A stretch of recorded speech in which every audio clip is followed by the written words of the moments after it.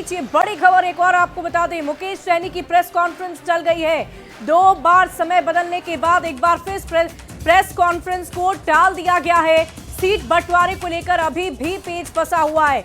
सूत्रों के हवाले से बड़ी खबर आपको बता रहे हैं, राहुल गांधी का फोन आया, महागठबंधन में डैमेज कंट्रोल करने की कोशिश की बात सामने आ रही है। बड़ी खबर आपको सूत्रों के हवाले से बता दें, इस वक्त की बड़ी जानकारी आप तक पहुंचा रहे हैं। देखिए, मुकेश सहनी वीआईपी प्रमुख की तरफ से पहले शाम 4 बजे का वक्त रखा गया था, जब वो प्रेस कॉन्फ्रेंस कर अपनी बात को रखने जा रहे थे, लेकिन इसी बीच इस प्रेस कॉन्फ्रेंस का 2 बार समय बदला गया है। इससे पहले सुबह का वक्त रखा गया था, फिर ये खबर आई, ये जानकारी आई कि शाम 4 बजे का वक्त होगा, और अब ये जानकारी सामने आ रही है कि शाम 4 बजे भी प्रेस कॉन्फ्रेंस नहीं होगी। और देखिए, इस पूरी खबर की जानकारी के साथ हमारी सहयोगी विभा भी लगातार हमारे साथ बनी हुई है। विभा, एक बार सुबह भी प्रेस कॉन्फ्रेंस होनी थी, उसे भी टाल दिया गया, फिर अभी टाला गया है, क्या चल रहा है आखिर? बिल्कुल शुभी, और बिहार में किसकी बाहर में इस वक्त की बड़ी खबर यही कि महागठबंधन के अंदर का पेच है जो सुलझता ही नहीं, और प्रेस कॉन्फ्रेंस जो मुकेश सहनी की तरफ से की जाने वाली थी 4 बजे, वो भी एक बार फिर से टल चुकी है। अब जो जानकारी सामने आ रही है, शाम 6 बजे का वक्त बताया जा रहा है जब प्रेस कॉन्फ्रेंस किया जाएगा। राहुल गांधी के साथ टेलीफोनिक बातचीत मुकेश सहनी की तरफ से जाता है कि जो डैमेज कंट्रोल है वो करने में अब कांग्रेस जुट गई है। कांग्रेस की तरफ से राहुल गांधी जो है वो बातचीत करते हुए नजर आए, और संवाददाता संजय हमारे साथ इस वक्त जुड़ गए हैं ज्यादा जानकारी के साथ। संजय, इस वक्त की लेटेस्ट जानकारी क्या है? अब ये प्रेस कॉन्फ्रेंस शाम 6 बजे होने वाली है, ये क्या पुख्ता हो रही है? देखिए, बिल्कुल विभा, एक ही दिन में 2 बार समय बदला। सबसे पहले 12 बजे, ठीक हमारे पीछे देखिए मुकेश सहनी की एक बड़ी सी तस्वीर लगी हुई है, और विकासशील इंसान पार्टी महागठबंधन प्रेस वार्ता भी लिखा हुआ है, और 12 बजे ये प्रेस कॉन्फ्रेंस होना था, लेकिन उसके बाद समय बदल गया शाम 4 बजे के लिए। और अभी से थोड़ी देर पहले ये जानकारी दी गई कि अब 4 बजे भी प्रेस कॉन्फ्रेंस नहीं होगा, 6 बजे ये प्रेस कॉन्फ्रेंस होगा, और 6 बजे भी प्रेस कॉन्फ्रेंस हो जाए इसकी कोई गारंटी नहीं है। तो इससे साफ जाहिर है कि महागठबंधन में सीट शेयरिंग का जो मामला है वो पूरी तरीके से उलझता हुआ नजर आ रहा है। कोई भी इस स्थिति में नहीं है कि वो क्लियर कर दे कि हाँ, महागठबंधन में सीट शेयरिंग जो है वो फॉर्मूला आज तय हो जाएगा। तमाम तरह की अटकलबाजी चल रही है, जिस तरीके से ऑपोजिशन का बयान किसी की पूरे सीट शेयरिंग को लेकर हो रही है, तो संभवतः मुकेश सहनी की नजर आती है, क्योंकि वो बार बार कह रहे हैं कि अब हम प्रेस कॉन्फ्रेंस करने जा रहे हैं, इतने बजे प्रेस कॉन्फ्रेंस होगा, तैयारी भी हो जाती है। मैं आपके पीछे वो तस्वीर भी देख पा रही हूँ, लेकिन वजह नहीं बताई जा रही है कि आखिर ये टल क्यों गई।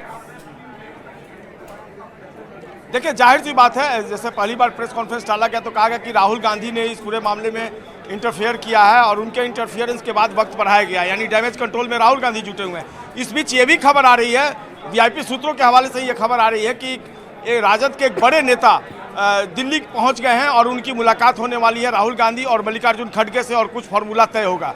अब इसीलिए थोड़ा वक्त टाला गया कि उनकी मुलाकात हो जाए और फार्मूला जो है वो सॉल्व हो जाए। संजय, हम इसलिए 4 बजे से 6 बजे लगातार प्रेस कॉन्फ्रेंस की बात होती है, पहले दिल्ली में मुलाकात, फिर यहाँ मुलाकात, आखिर चल क्या रहा है? किस बात को लेकर लगातार चर्चा की जा रही है? क्यों नहीं ये मसला सुलझ पा रहा है? क्या मुकेश सहनी सीटों की संख्या पर मानने को तैयार नहीं है? देखिए, मुकेश सहनी को इस बात की जानकारी तक नहीं दी गई है कि आखिरकार उन्हें कितनी सीटें दी गई हैं, कौन कौन सी सीटें दी गई हैं। आज 16 अक्टूबर है, कल 17 अक्टूबर हो जाएगा, यानी फर्स्ट फेज के नामांकन की कल आखिरी तारीख है। एक भी कैंडिडेट को उन्होंने सिंबल नहीं दिया है। ऐसे में मुकेश सहनी की स्थिति आप समझ सकती हैं कि किस तरीके की राजनीतिक अनिश्चितता में वो फिलहाल फंसते हुए नजर आ रहे हैं। देखना होगा इसका सॉल्यूशन क्या निकलता है। राजनीति में कोई न तो अस्थायी दोस्त होता है, न अस्थायी दुश्मन। क्या इसका कोई दूसरा सॉल्यूशन भी निकलता है? तमाम तरह की अटकलें अभी तेज हो गई हैं, और बिहार की राजनीति करवट लेती हुई नजर आ रही है। देखना होगा क्या वाकई में मुकेश सहनी, अगर वीआईपी प्रमुख मुकेश सहनी के पास किसी भी तरह की कोई जानकारी नहीं है, तो क्या क्या कदम वो उठा सकते हैं मुकेश सहनी? क्या विकल्प है उनके पास अगर वो महागठबंधन से इतर भी चुनाव लड़ना चाहे तो? बिल्कुल बिल्कुल, और आपने देखा होगा बयान आया दिलीप जायसवाल का, उसके पहले जो अशोक मालवीय उन्होंने भी ट्वीट कर दिया है मुकेश सहनी को लेकर। तो तमाम तरह के औपचारिक जो विकल्प है वो खुले हुए हैं। क्या वो फिर से एनडीए के साथ हाथ मिला लेंगे या फिर अकेले चुनाव लड़ने का फैसला लेंगे या कोई तीसरा गठबंधन है उसमें जाके शामिल होंगे। अब देखना होगा, फिलहाल कुछ भी कहना प्री मैच्योर्ड होगा और बहुत कुछ डिपेंड करता है मुकेश सहनी के ऊपर कि आखिरकार वो क्या करने वाले हैं, क्योंकि फिलहाल वो खुद राजनीतिक अनिश्चितताओं में फंसे हुए हैं। इसलिए वाकई संजय देखने वाली बात होगी कि ये राजनीतिक अनिश्चितताएं कब निश्चिंत होकर मुकेश सहनी अपनी बात रख पाएंगे। और इसी बीच बड़ी खबर आ रही है अपने दर्शकों को बताते हैं। बिल्कुल, और प्रेस कॉन्फ्रेंस के दौरान ही मुकेश सहनी पिछली बार महागठबंधन से अलग हो जाते हैं और एक बार फिर से वही पीसी वाला खेल जो है इस वक्त भी शुरू हो गया है। लेकिन देखना होगा कि क्या इस बार बात बन पाती है नहीं बन पाती। लेकिन मल्लिकार्जुन खड़गे ने बातचीत जो है वो जरूर की है लालू प्रसाद से और बताया जा रहा है कि जब मल्लिकार्जुन खड़गे के आवास पर बैठक चल रही थी उस दौरान राहुल गांधी भी वहां पर मौजूद थे। वो बैठक जरूर खत्म हुई, लेकिन हुआ क्या ये जानने की कोशिश करते हैं संवाददाता रवि सिसोदिया से। रवि जरा ये बताइए कि बातचीत हुई, मुलाकात हुई, लेकिन मुलाकात का जो निष्कर्ष निकलना चाहिए था वो तो निकल नहीं पा रहा। देखिए विवाह, जो बैठक थी वो बैठक तो खत्म हो गई, लेकिन सूत्र ये बता रहे हैं कि उस दौरान कांग्रेस अध्यक्ष ने बातचीत की थी लालू यादव से और ये कहा था कि जल्द से जल्द इस मामले को सुलझाया जाए। सूत्र ये बता रहे हैं कि जो मुकेश सहनी का मामला है उस मामले से कांग्रेस का कोई लेना देना नहीं है। उन्होंने साफ तौर पे कहा है कि जो भी गठबंधन की बात मुकेश सहनी से है वो मुकेश सहनी और आरजेडी के बीच में है। जो भी विवाद है उन दोनों के बीच में, कांग्रेस और मुकेश सहनी के बीच में कोई विवाद नहीं है। तो इसलिए ये माना जा रहा है कि अभी भी तब से 3 से 4 ऐसे सीट हैं जिनको लेकर कांग्रेस और आरजेडी में विवाद है। और लेकिन रवि जो जानकारी मिल रही है कि तकरीबन कुछ 8 सीटें हैं जिन सीटों के संख्या संभवतः आरजेडी कोटे से मिलने वाली है। क्या ये वजह है कि कांग्रेस को भी अब इसमें इंटरवीन करना पड़ रहा है, वो भी इसमें शामिल हो रही है, बातचीत हो रही है? देखिए कुछ ऐसी सीट हैं जो सीट मुकेश सहनी चाहते हैं और आरजेडी वो सीट देने को तैयार नहीं है।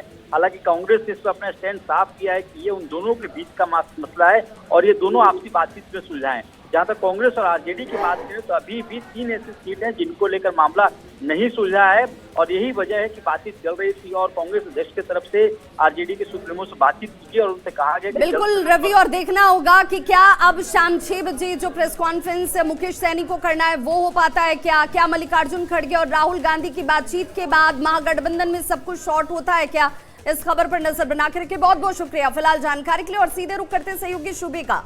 वाकई विभाग देखने वाली बात होगी कि ये महागठबंधन में जो सीटों को लेकर उलझन चल रही है वो कब तक सुलझती है, कब मुकेश सहनी के खाते में कितनी सीटें गई, कितने उम्मीदवार हैं, इसकी जानकारी उन तक पहुंचती है। बढ़ते आगे, एनडीए में संख्या से लेकर सीटों का समीकरण सुलझने के बाद बिहार की सियासत के 2 धुरंधर या यूं कह लीजिए कि 2 सत्ताधारी दलों बीजेपी और जेडीयू ने अपने कोटे के सभी उम्मीदवारों की लिस्ट को जारी कर दिया है। दोनों ही दलों ने अपनी अपनी लिस्ट में सियासी और जातीय समीकरण का पूरा खास ख्याल रखा है, हर वर्ग को साधने की पूरी मुकम्मल कोशिश की है।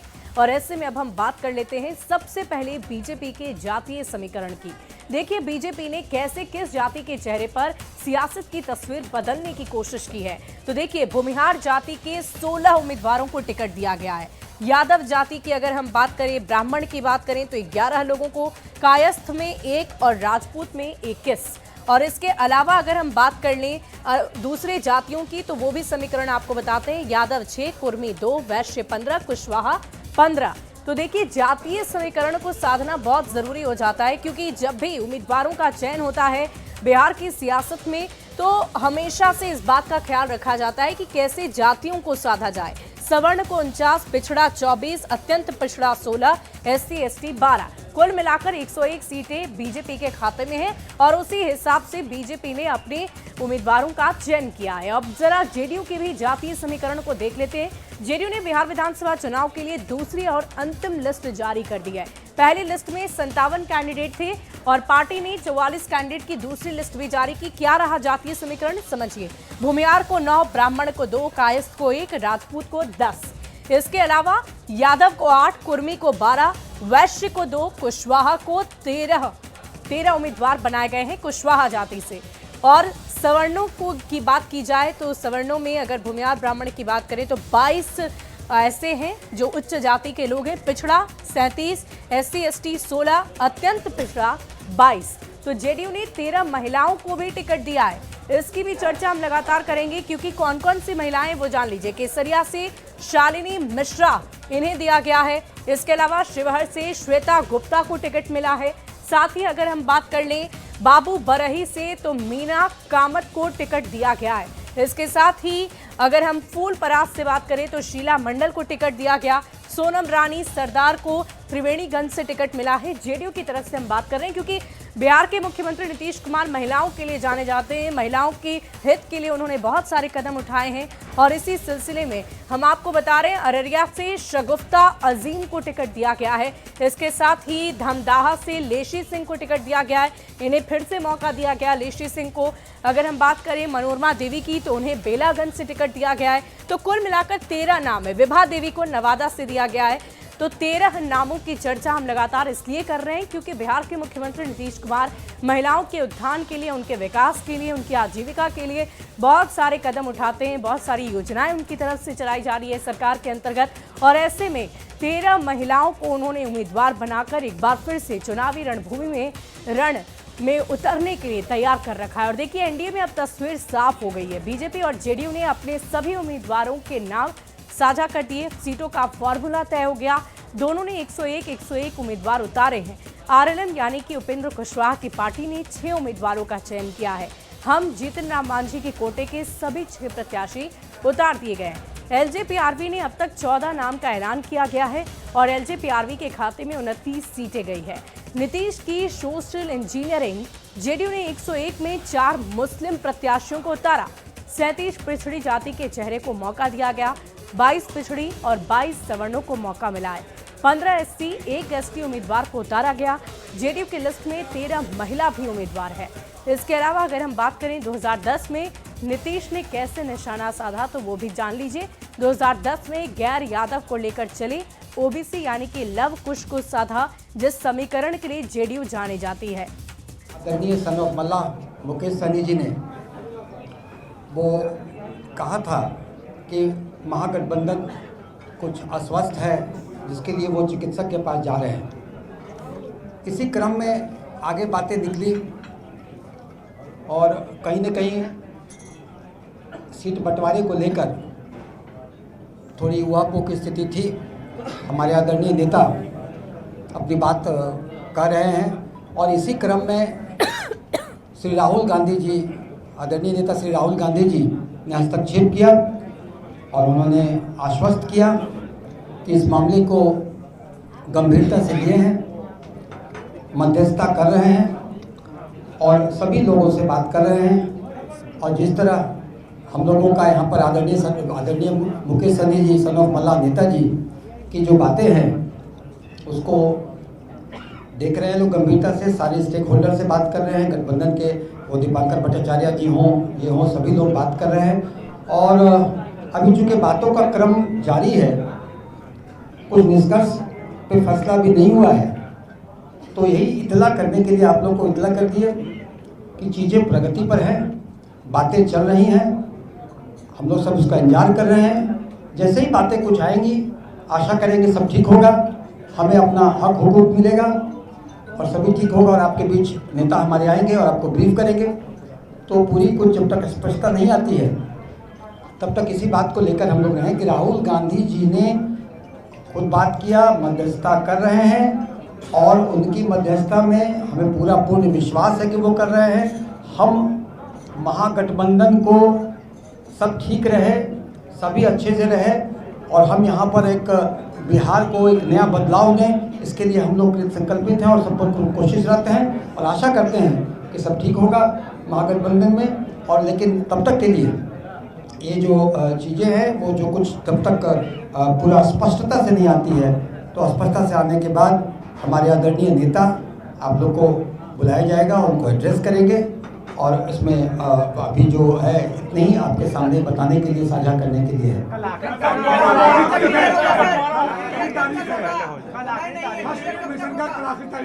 निश्चित ही ये चीज़ें जो आप बता रहे हैं, वो हमारे आदरणीय नेता को भी पता है, और आदरणीय नेता को भी पता है, और ये चीज़ें सारे जो घटक दल के शीर्ष नेतृत्व को भी पता है जी।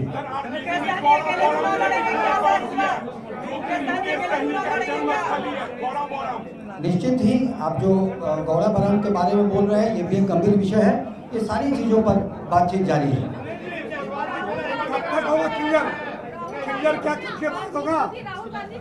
राहुल गांधी जी ने इस बात को गंभीरता से लिया, उनका फोन आया, वो मध्यस्थता कर रहे हैं। हम आशा ही नहीं, पूर्ण विश्वास है कि उनकी मध्यस्थता से रंग लाएगा और वो सारे गठबंधन, महागठबंधन के स्टेक होल्डर से बात कर रहे हैं और इसका निष्कर्ष है। देखिए, बातचीत का कोई बातचीत का ये मापक तो होता नहीं है कि कितना दूर तक पहुंचा। हम आशा नहीं, हमें विश्वास है कि बातचीत एक निर्णायक होगा। नहीं, देखिए, हमारे कार्यकर्ता हमारे नेता के साथ, चट्टानी एकता के साथ, पूर्ण विश्वास और समर्पण के साथ है। नेता जैसा जैसा कहेंगे हमारे कार्यकर्ता वो रहेंगे। कार्यकर्ताओं का धैर्य किसी प्रकार से कम नहीं होगा, क्योंकि हमारे कार्यकर्ताओं के नेता उनको देखते हैं और उनको हम लोगों ने अपनी पूंजी दी है और उनके साथ हम लोग 100% हर प्रकार से सारे कार्यकर्ता एकजुट हैं।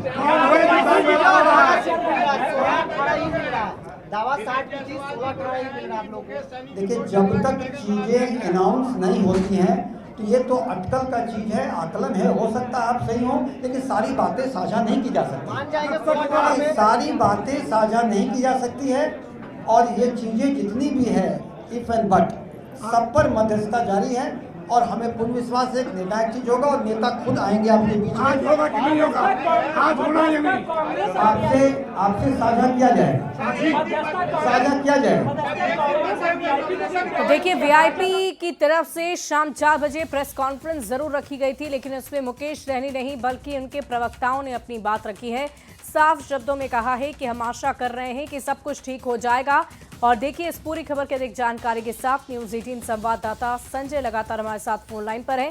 संजय, कहा जा रहा है कि हम आशा करते हैं कि सब कुछ ठीक हो जाएगा, यानी कि सब कुछ ठीक है नहीं और ठीक होने की उम्मीद मुकेश सहनी, उनके कार्यकर्ता और पूरी पार्टी भी कर रही है। तो भी जैसा कि आपने सुना, सुनील सुल्तान सामने आया, उनका कहना है कि राहुल गांधी का क्लियरेंस हुआ था, उनके वो टाल दिया और शाम 4 बजे किया गया और इससे कभी मामला सुलझा नहीं है। और उनका कहना है कि कोशिश से जारी है और जो चीज अंदर थाने चल रही है वो मीडिया को बताया नहीं जा सकता है। यानी अब जो वीआईपी के नेता है उनको है कि महागठबंधन के अंदर सब कुछ सुलझ जाएगा और फिर जो नेता है पार्टी के सुप्रीमो है मुकेश सहनी, वो सारी चीजों की जानकारी मीडिया के सामने देंगे। लेकिन आप जैसा कि उसका बयान है वो संजय, अगर इस पूरे प्रेस कॉन्फ्रेंस को हम सुने तो एक महत्वपूर्ण बात जो डॉक्टर सुनील कुमार की तरफ से कही गई कि अब भरोसा राहुल गांधी पे है, राहुल गांधी मध्यस्थता कर रहे हैं तो उम्मीद करते हैं कि सब बेहतर होगा। यानी आरजेडी से भरोसा उठ चुका है। बिल्कुल बिल्कुल, उनके बयानों से ही मतलब लग रहा और लगाया भी जाना चाहिए। और उन्होंने साफ तौर से कहा है कि राहुल गांधी ने आश्वस्त किया है कि महागठबंधन में सब कुछ ठीक हो जाएगा। अब क्या ठीक होता है इसके लिए हमें वेट करना होगा। एक जो जानकारी वाकई संजय, देखने वाली बात होगी कि इस वक्त अभी वीआईपी प्रमुख मुकेश सहनी क्या कुछ कर पा रहे हैं, राहुल गांधी क्या वाकई इस मध्यस्थता के अंतर्गत सब कुछ ठीक कर पाएंगे या नहीं। बढ़ते आगे, अगली खबर पालीगंज से, जहां विधानसभा में बीजेपी कार्यकर्ताओं का तिरस्कार अब विरोध का रूप लेता नजर आ रहा है। यहाँ बीजेपी की जगह एलजेपीआरवी को सीट दे दी गई है और इससे एक तरफ जहां बीजेपी के विधायक रहे राम जन्म शर्मा अपनी ही पार्टी से नाराजगी जता रहे हैं, तो वहीं आम लोग भी बीजेपी कोटे की सीट कटने से नाराज नजर आ रहे हैं। लोगों का कहना है कि बीजेपी की जगह एलजेपीआरवी को सीट मिलने से एनडीए उम्मीदवार की हार भी हो सकती है। जीतने की स्थिति में आए तो बिहार के माननीय मुख्यमंत्री जो आरजेडी से जयवर्धन यादव जी आ गए थे जनता दल में, उनको वह सीट गिफ्ट के रूप में दे दिया। भारतीय जनता पार्टी उस समय प्रतिकार नहीं किया और मैंने भी मतलब देखा कि अब आगे पीछे कहीं कोई रास्ता नहीं है तो मैं मौन बैठ गया। जो उड़द पड़ी चुनाव लड़ने का, तो 2020 से अभी तक दो बार में ही जो है कभी जदयू को वो सीट चल जा रहा है, कभी लोजपा का सीट चल जा रहा है। हम लोग दुखी और मनमाहित ही चलते हैं क्योंकि वो वहाँ भाजपा का जो है वो सीट है, भाजपा का हमेशा वहाँ से लोग नेतृत्व किया है। वो क्या बिहार में मिल रहा है? नहीं, वो समान बीजेपी को नहीं मिल रहा है और कार्यकर्ता के पुराने कार्यकर्ता को नहीं मिल रहा है, दूसरे दल बदल के हमारे दल में आ जाते हैं और उनको टिकट दे दिया जाता है, वो जीत पाएंगे? वो जीत कभी नहीं जीत पाएंगे। और देखिए इस वक्त की एक बड़ी खबर आ रही है। रोहिणी आचार्य ने सोशल मीडिया के जरिए तेज प्रताप को बधाई दी है। यानी कि तेज प्रताप यादव को उन्होंने लिखा है कि तुम्हें दुनिया की सारी सफलता और खुशियां मिली, तुम हमेशा उजाले की तरह आगे बढ़ते रहो भाई, तुम्हें ढेरों शुभकामनाएं, स्नेह और आशीर्वाद। तो देखिए इस वक्त की बड़ी जानकारी आप तक पहुंचा रहे हैं। तेज प्रताप यादव के लिए उनकी बहन रोहिणी आचार्य ने ये ट्वीट किया है, सोशल मीडिया पर उन्हें बधाई दी है। और फिलहाल इस बुलेटिन में अभी के लिए बस इतना ही। आप बने रहे न्यूज़ 18 बिहार झारखंड के साथ।